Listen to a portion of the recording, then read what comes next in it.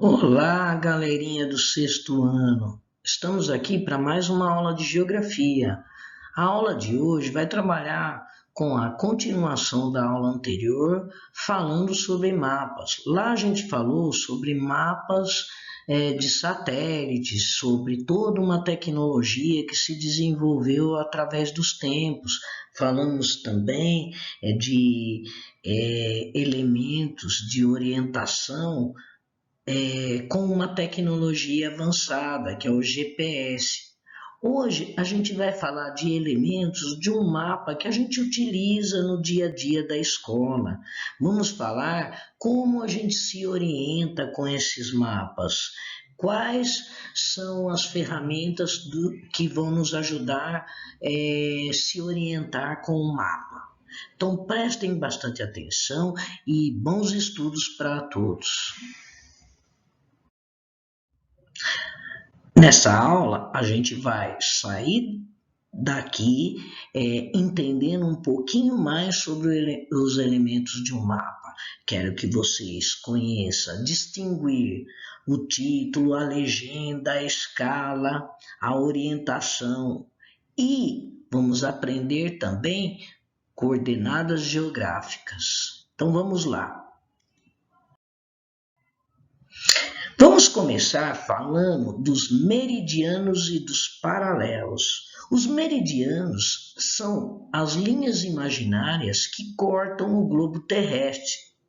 Como linhas imaginárias, vamos pensar que o homem traçou para melhor se localizar dentro do planeta.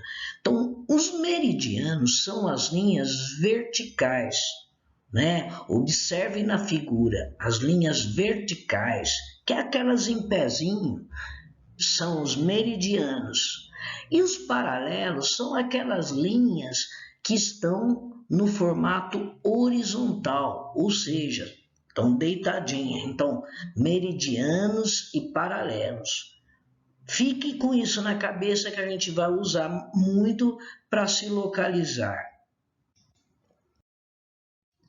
Aqui eu apresento o meridiano, que eu já falei em aulas anteriores, que é o meridiano de Greenwich.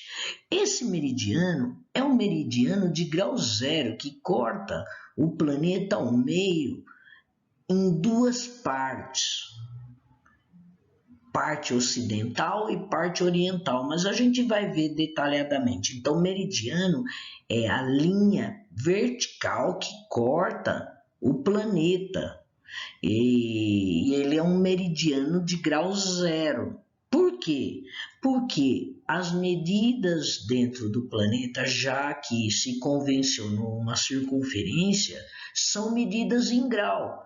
E o meridiano de grau zero é o meridiano de Greenwich. Agora eu vou falar do paralelo. Assim como o meridiano, que tem grau zero, a gente também vai ter o paralelo de grau zero.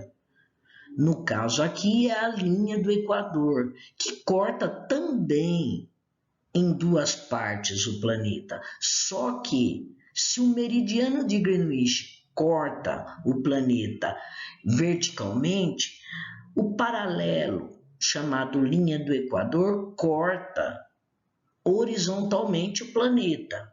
Então, aqui já está a divisão: leste do lado direito, oeste do lado esquerdo, norte a parte de cima, sul a parte de baixo.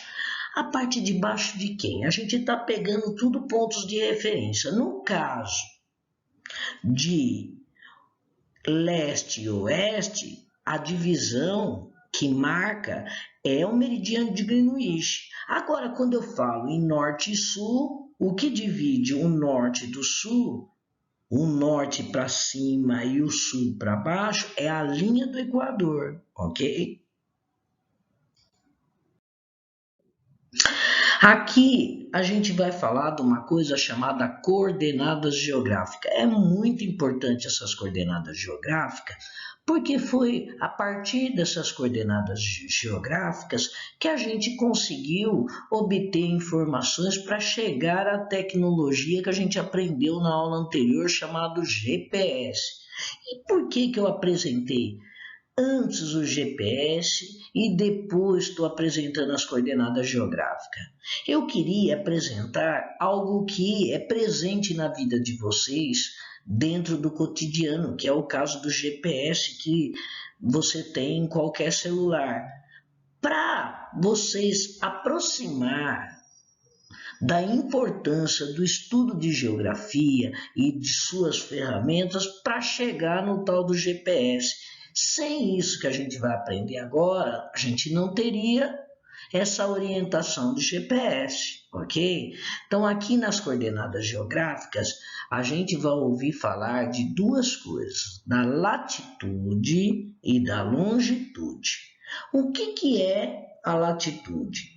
A latitude é a medida de qualquer ponto até a linha do Equador. Então, essas linhas que você vê no mapa, paralelo à linha do Equador. Então, assim, vocês estão vendo que a linha do Equador é vermelhinha. Então, todas as linhas que acompanham a linha do Equador, que está no formato horizontal, assim como a linha do Equador, a gente vai chamar de paralelos. E esses paralelos vão ser a latitude do planeta. E a longitude vão ser as linhas de qualquer ponto da Terra até o meridiano de Greenwich. Se as linhas de latitude são as linhas horizontais, que a gente chama de paralelo, as linhas da longitude vão ser as linhas que estão paralelo ao meridiano de Greenwich, que estão verticalmente. Então, assim, você vai ver, olhe pelo mapa que está apresentando vários graus. Então, você tem o ponto inicial, meridiano de Greenwich, como 0.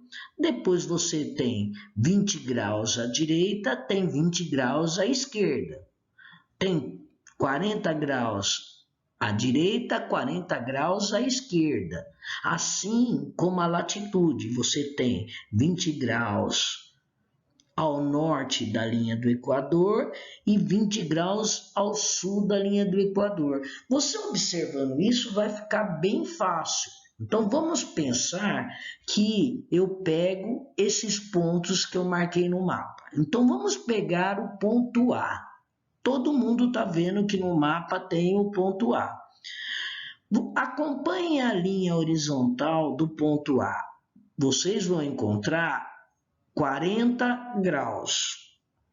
Esses 40 graus vai ser de latitude. Mas aí eu não acabei o meu problema. Eu tenho 40 graus de latitude, só que eu vou ter de informar se é norte ou se é sul. Esse 40 graus do ponto A está acima ou abaixo da linha do Equador? Está acima, então vai ser latitude norte. Muito bem, acabou a minha informação? Não. Agora eu vou pôr o ponto que divide, que é o meridiano. Ele está verticalmente dividindo o meu ponto A. Então, eu já sei que eu tenho 40 graus de latitude norte. E eu vou verificar lá. Eu tenho 80 graus. Olha lá no ponto. Acompanhe a linha até lá em cima. É 80 graus. Esse 80 graus vai ser de longitude. Agora eu tenho que descobrir se essa longitude é leste ou oeste. Então, vocês, muito inteligentes, já descobriram que ela é leste. porque está do lado esquerdo. Olha lá a rosa dos ventos, lá norte, sul, leste, oeste. Então, qual seria a resposta correta do ponto A? Seria 40 graus de latitude norte e 80 graus de longitude oeste. Por quê? Porque está do lado ocidental. A gente vai fazer vários exercícios que trabalham com essas coordenações,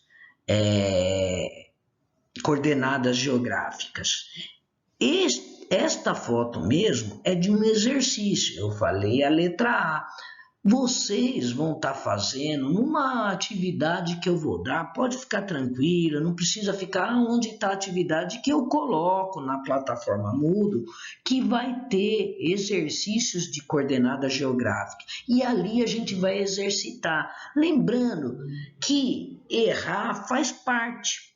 Mas eu sei que vocês vão se esforçar para acertar, porque, na verdade, essas coordenadas geográficas vocês já sabem muito antes de eu falar para vocês, quando vocês jogam batalha naval. Quem joga batalha naval não descobre o ponto vertical que encontra com o ponto horizontal.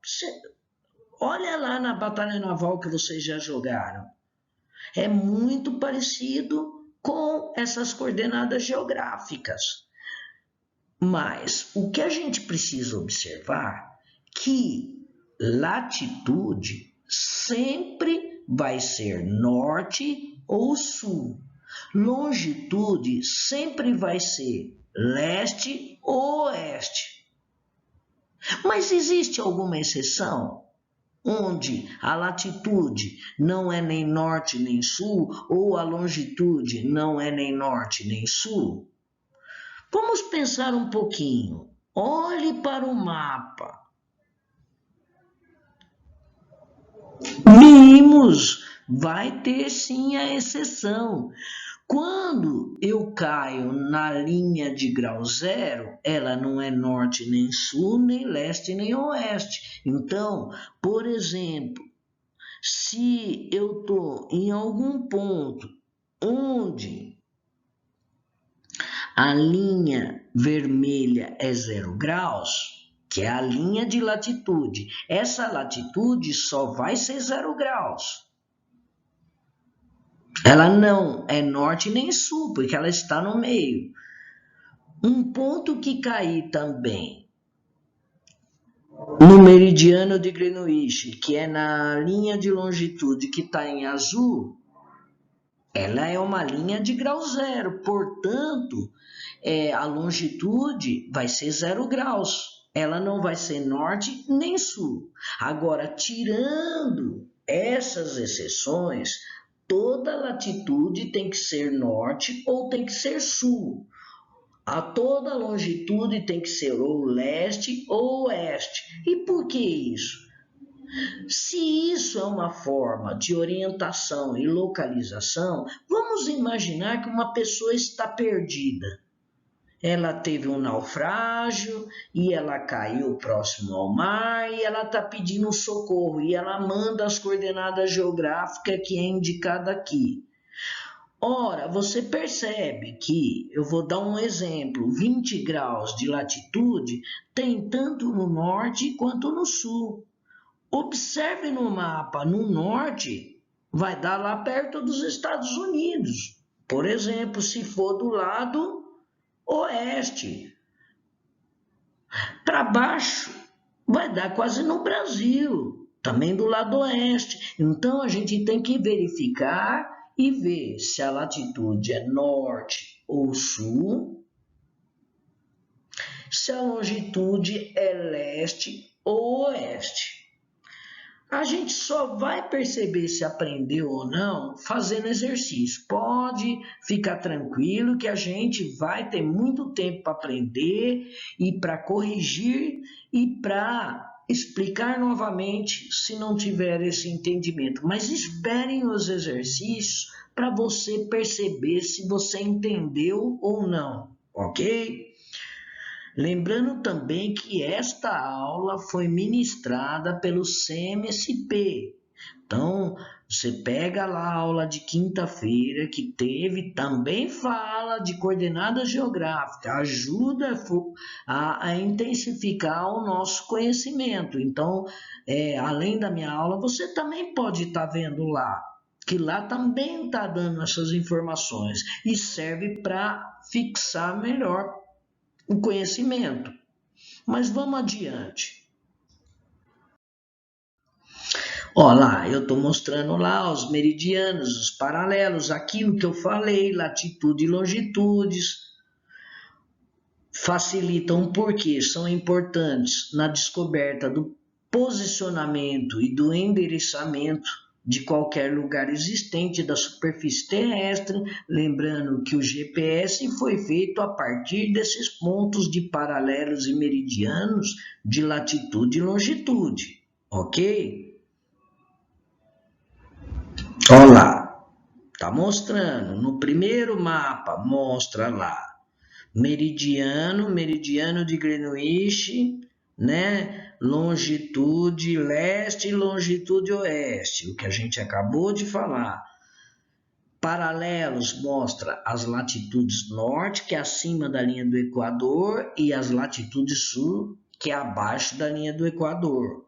Paralelo é linhas horizontais, meridianos é linhas verticais. Aqui eu peguei uma animação, né, que é legal a gente ver que essa animação ela trabalha com as coordenadas geográficas. Então, ó, latitude, os paralelos, ó, a linha do Equador, né, o ângulo de 90 graus. Isso você pergunta para a professora de matemática para ilustrar ainda melhor. E os meridianos. Meridiano de Greenwich. Então, isso daí ficou claro. Agora, aqui mostra do lado direito, a gente vai ver a animação que mostra a latitude. Então, você vê lá, também tem os ângulos, e aí você vai vendo a latitude subindo, descendo, né? Então, assim, percebam que as latitudes e as longitudes, elas vão sendo ponto de referência no mundo. Ela é traçada no mundo inteiro, ok?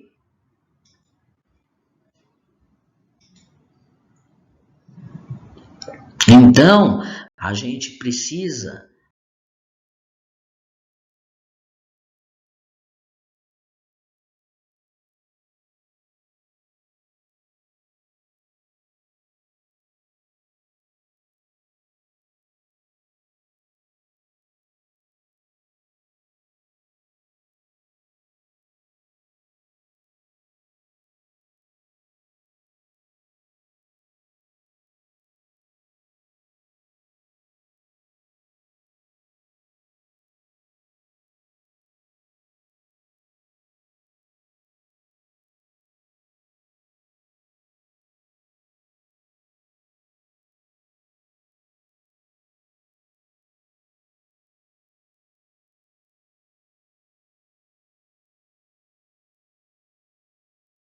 exercitar. Aqui mostra as coordenadas geográficas, a latitude, a longitude. Latitudes, linhas horizontais. É as linhas que acompanham a linha do Equador. Ela vai ser norte ou sul. E o meridiano de Greenwich. As linhas de longitudes acompanham o meridiano de Greenwich. Ou vai ser leste ou vai ser oeste.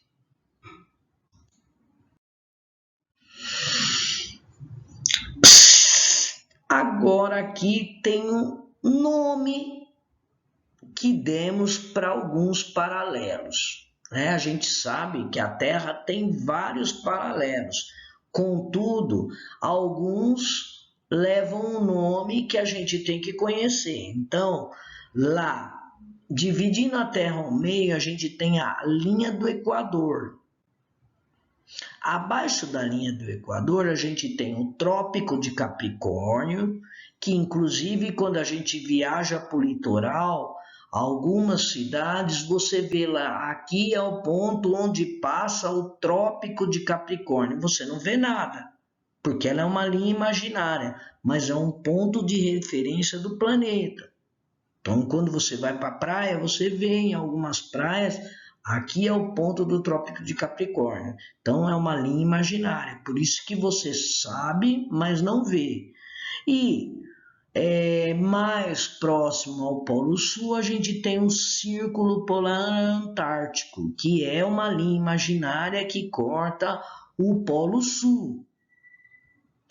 Acima da linha do Equador, temos o Trópico de Câncer, né? Que também é uma linha imaginária que fica a norte da linha do Equador. E depois a gente verifica aqui o Círculo Polar Ártico, que fica dividindo os polos do continente, ok? Então, olha lá, gente, a gente falou dos paralelos e vamos falar agora das divisões, daquelas linhas que a gente acabou de falar, as divisões que vão nos explicar a divisão das zonas climáticas no planeta. Então, a gente percebe que a linha do Equador está sempre lá, a linha de grau zero. Então, o que acontece?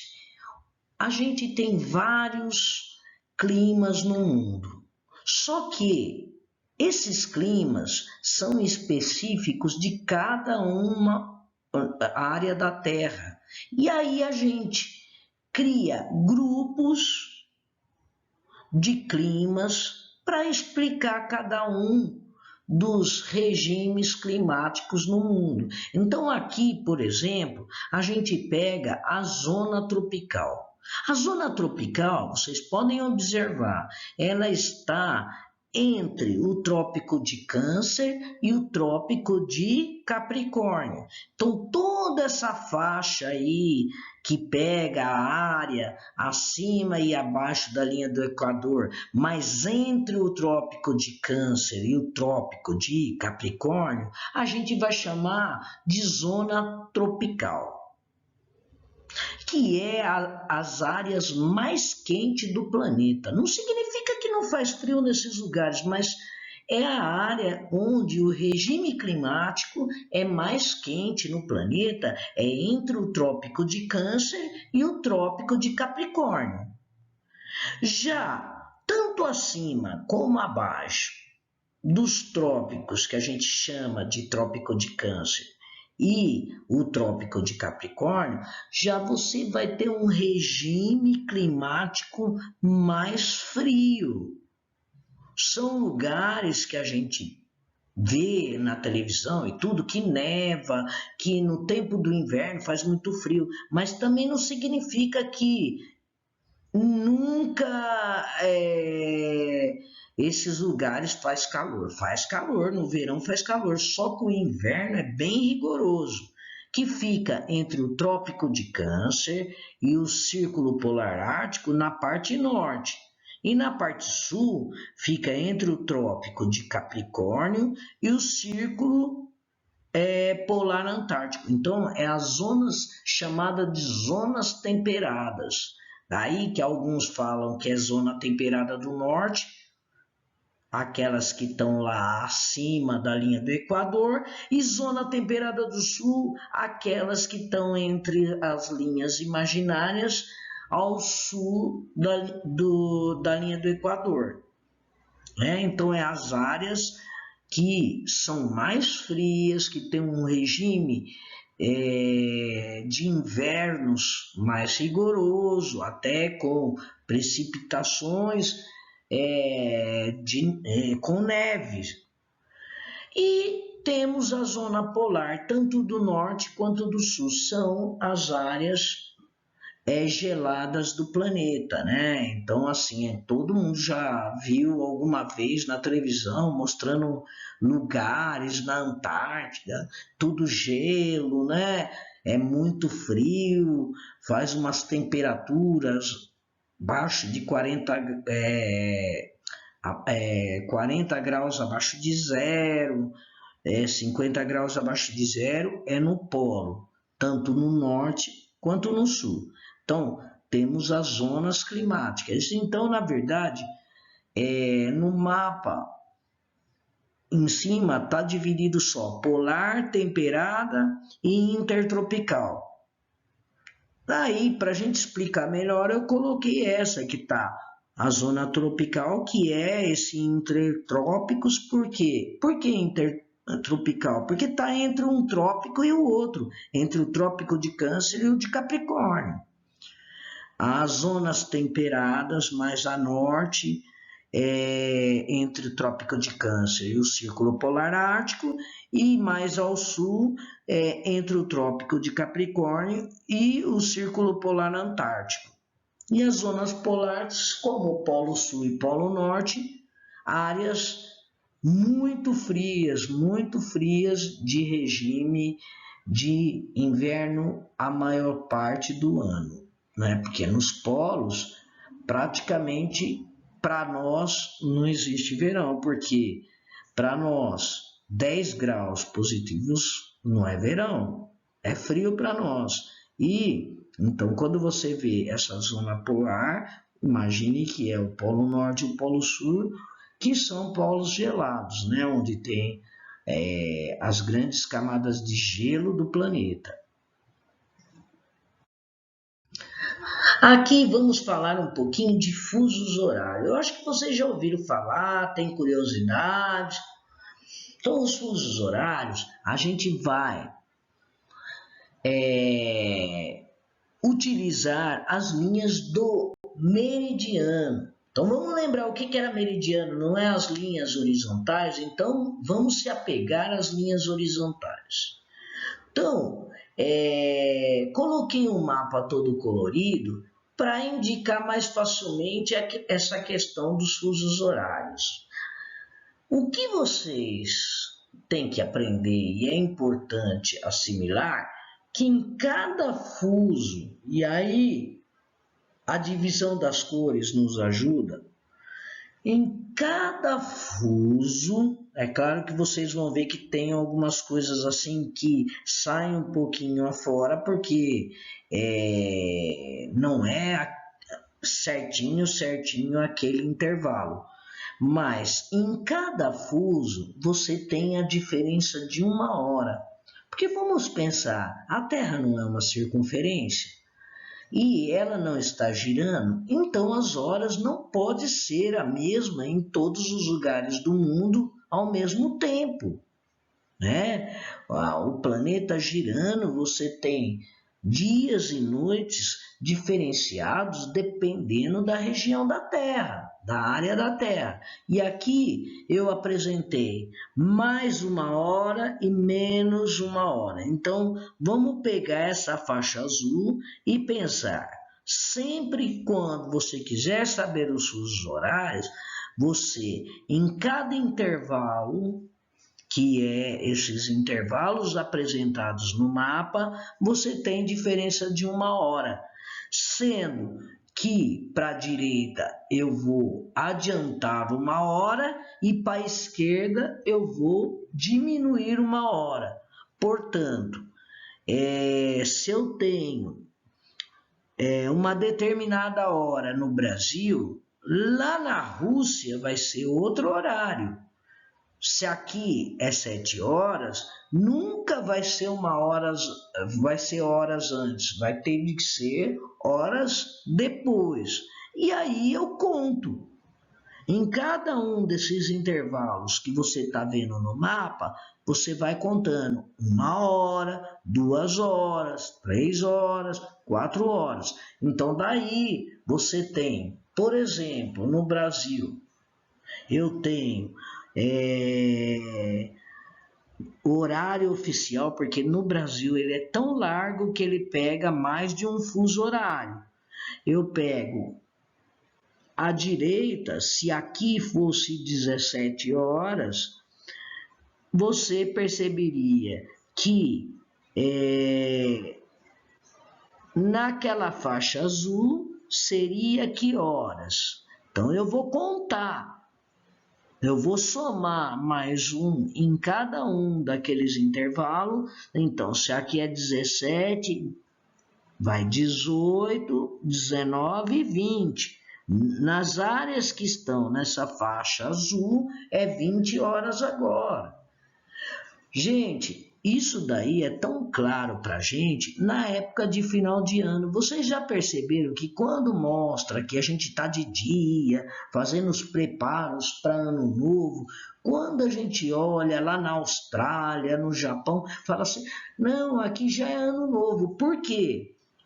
A hora é adiantada em relação ao horário do Brasil.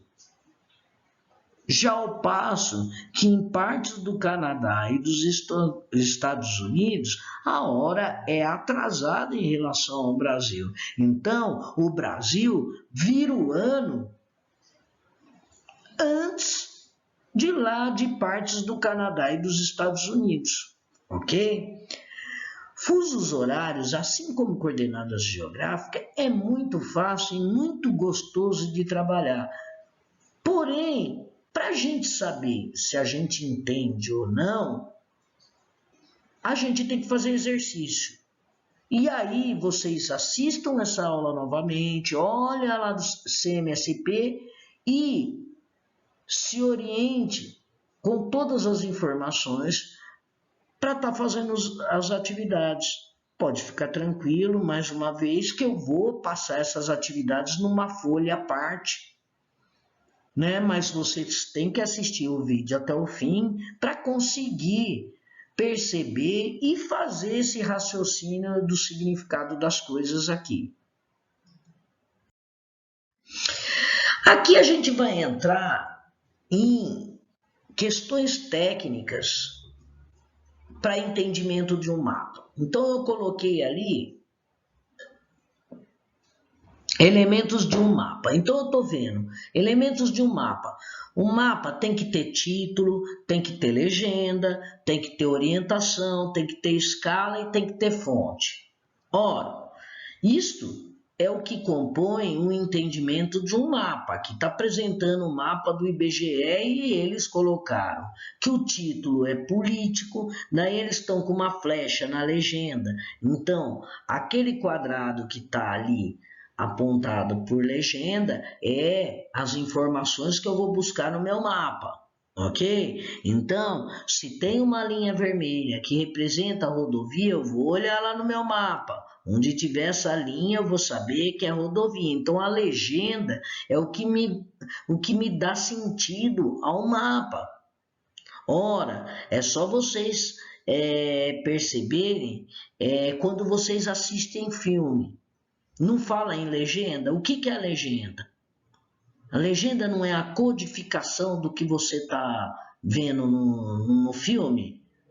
Porque o filme pode ser em alemão e você entender tudo, basta ter legenda em português.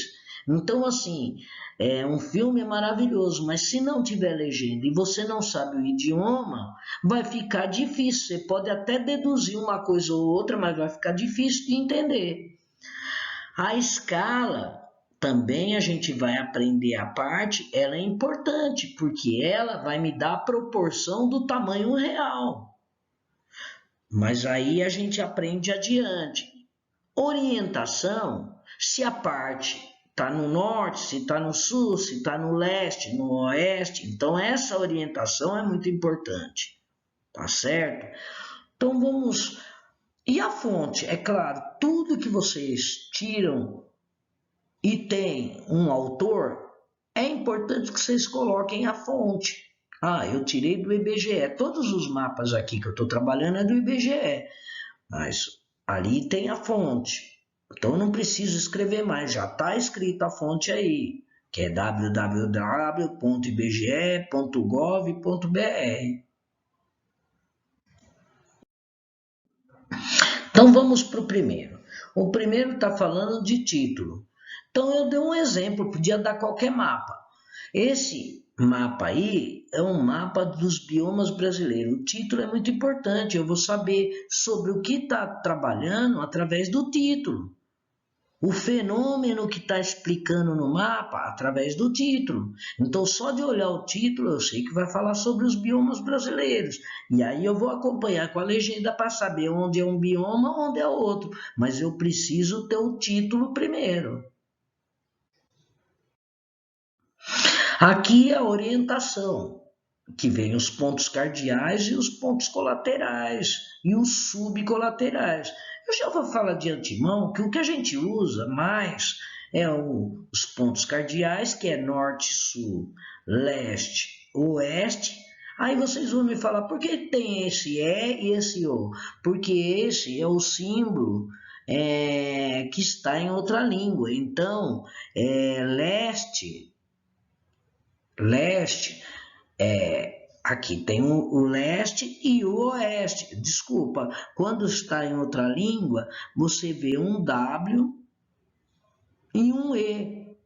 E significa que está em outra língua, mas não pode mudar dessa configuração. Norte, sul, leste, oeste. Essa é a convenção no mundo, é as direções. Ok? Isso daqui que vocês estão vendo é a rosa dos ventos, sempre vem no mapa. E aí tem os pontos colaterais, que é entre o norte e o leste, é o nordeste. Entre o leste e o sul, tem o sudeste. Entre o oeste e o sul, tem o sudoeste. Entre o oeste e o norte, tem o noroeste. Isso daí é o que mais a gente vê. Agora, os subcolaterais, a gente tem, porque é subdivisões, mas a gente no dia a dia, nos nossos mapas, a gente não vai utilizar muito isso, tá bom? Então vamos lá. Aqui as convenções cartográficas, que são legendas e símbolos. Então, convenções cartográficas, porque eles tiveram de fazer uma convenção para uniformizar todos os mapas. Então, sistema de transporte, então em português e inglês. Então, quando você tem uma autoestrada, uma highway, ela representa por esse símbolo que vocês estão vendo aí. Então tem um número. Então quando vocês veem até em placas, tem um número, né, do quilômetro e uma barra contínua. Autoestrada em construção é uma reta não contínua e assim por diante. Aqui tá todos os elementos, tá? Os elementos que a gente mais usa em símbolos, nas estradas, nas navegações portuárias, em túneis, em ferroviárias. Por quê? Porque a gente tem que ter uma convenção, né? Ser mais ou menos igual. Então, por exemplo, você viaja para um outro país. Ora, se é muito diferente e você não sabe bem o outro idioma, vai ficar difícil você se localizar. Então, símbolos e convenções cartográficas acompanham mais ou menos em todos os países. É como a gente pensar que eu vou no aeroporto, né? E é fácil a gente descobrir banheiro de mulher e banheiro de homem, que tem uma convenção que pelo desenho, pelo símbolo do desenho, a gente sabe dizer se é de homem ou é de mulher. Então você não precisa saber ler e você pode olhar nesses símbolos e saber em que lugar você vai. Então isso daí é muito usado também em mapa, por isso que eles colocaram as conversões cartográficas, legendas e símbolos. Aqui mais legendas e símbolos, só que agora com cores. Então, no primeiro, a hipsometria, né? E você está usando tons de cores aí, e a batimetria, que é a utilização da ferramenta do monocromático, que é a mesma cor em tons diferentes para estar explicando profundidade oceânica, profundidade de rios. Então, é utilizada convencionalmente por essa técnica que é monocromática, usando cores iguais em tons diferentes. Então aqui, por exemplo, eu vou imaginar que a profundidade marítima, né, ou fluvial, onde tiver mais escuro é mais profundo e vai clareando até ficar bem clarinho, é onde é menos profundo até chegar na superfície. Isso daí é uma convenção de legenda. Um mapa pode ser todo colorido, tá certo? E você ter as informações e as representações na legenda, e pode ser um mapa em tons diferentes para explicar um dado fenômeno. No caso de profundidade, é nesse tom e vai clareando ou escurecendo a partir da profundidade. Quando você tem altitude, eles usam muito também um mesmo tom, né? Igual, por exemplo, relevo, altitude, eles usam tons pastéis. Então começa ali de um verde clarinho, os lugares mais, a superfície mais baixas, e vão escurecendo até chegar a um marrom escuro, que são as altitudes elevadas num terreno. Então, assim, são convenções para a gente entender o mapa. Então, legenda que tenha símbolos e que tenha utilização de cores, tonalidades, vai nos facilitar, vai nos ajudar a entender, a fazer a leitura do mapa, ok? Aqui a gente vai falar de uma coisa que parece complicada e não é, que é a escala. Então, o que é uma escala? Uma escala indica a relação matemática entre o espaço real e o espaço no meu mapa. Ela pode ser representada pela escala numérica ou pela gráfica. Mas, eu falei desse palavrão, mas para que serve uma escala no mapa? É a redução que eu faço do plano real, do lugar real, para caber numa folha de papel no meu mapa. Ora, eu tenho o Brasil como um todo. Ele não cabe numa folha de papel para eu explicar, numa folha A4, por exemplo. Então, eu vou precisar da imagem reduzida dessa área que eu estou falando, que é o Brasil. Então, assim, você reduz o tamanho real e coloca no papel já reduzido esse tamanho. E o que acontece? A escala não deixa perder, né, a proporção do tamanho real para o tamanho no meu papel. É mais ou menos como uma fotografia. Quando eu tiro uma fotografia de uma pessoa e eu quero saber o tamanho dela real, eu posso colocá-la em frente a uma porta, que mais ou menos a gente convenciona que as portas têm 2 metros, um pouquinho mais, e aí eu tiro a foto dela, daí eu descubro se ela é alta ou se ela é baixa só pela fotografia. Ah, mas se eu mexer nessa foto, eu esticar, como em computador o pessoal tem muito costume de esticar ela, ela vai ficar deformada. Então ela já perdeu a proporção, então ela já não tem mais escala. A escala é importante para eu saber a proporção dos lugares, o tamanho e a distância de um lugar ao outro. Vocês sabem que no mapa tem aquela reguinha lá que é a escala. E aí eu trabalho com essa reguinha, que é essa escala aí, para saber a distância de um lugar ao outro, né? Aquela escala me indica o quanto eu precisei reduzir o tamanho real para o tamanho no meu mapa. E aí eu tenho dois tipos de escala.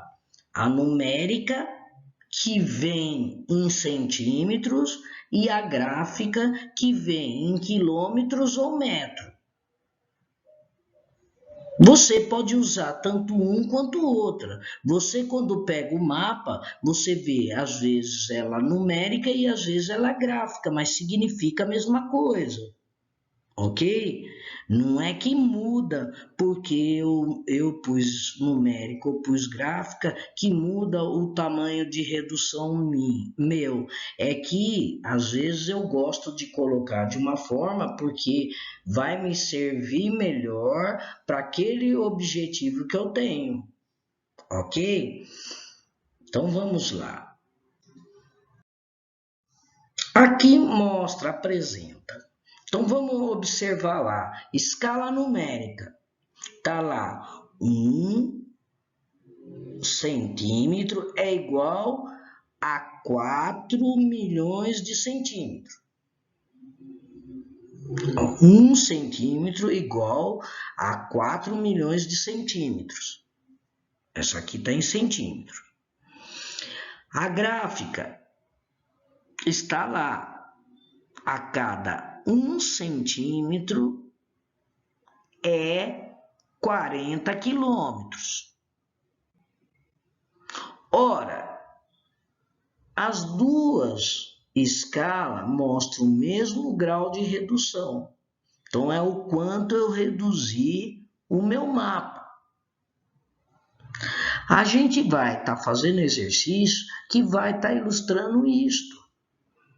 Então, a gente vai perceber que quanto mais eu reduzo o meu mapa, quer dizer, se eu pego uns mapas bem reduzidos, menos informações eu vou poder colocar naquele mapa.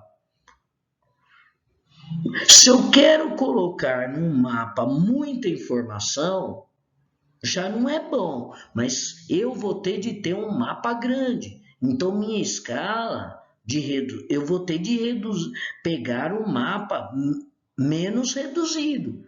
Mas ele vai ser reduzido. Não existe mapa que não é reduzido no meu papel. Mas eu vou pegar um mapa maior, onde a escala teve menos redução. Se é um mapa ilustrativo, um mapa de agenda, tudo não precisa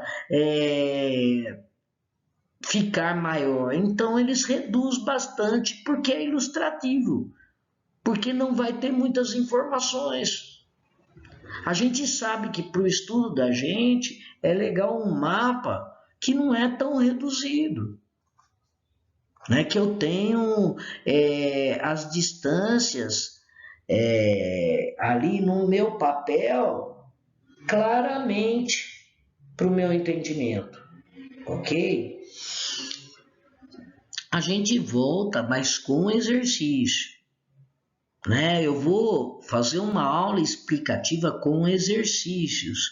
Hoje eu estou falando dos elementos que constituem os mapas, então eu não vou detalhar mais isso.